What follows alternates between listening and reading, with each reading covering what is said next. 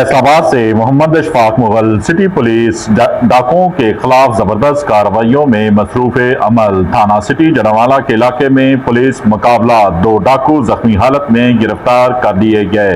जख्मी डाकुओं की शिनाख्त सलमान और सरफराज के नाम से हुई।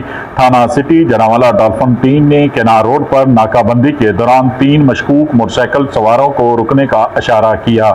मुल्ज़मान डॉल्फिन टीम पर जानलेवा फायरिंग करते हुए फरार हो गए। पुलिस की भारी नफरी ने इलाके को घेरे में ले लिया और जवाबी फायरिंग की।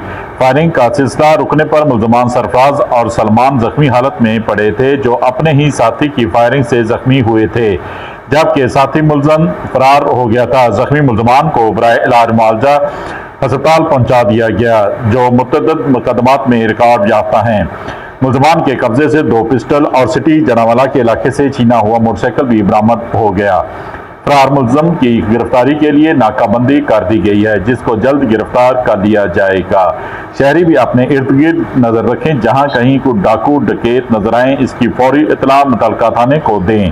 देखते रहिए GS न्यूज़। इस वीडियो को लाइक करें, हमारे चैनल को सब्सक्राइब कर बेल आइकन जरूर प्रेस करें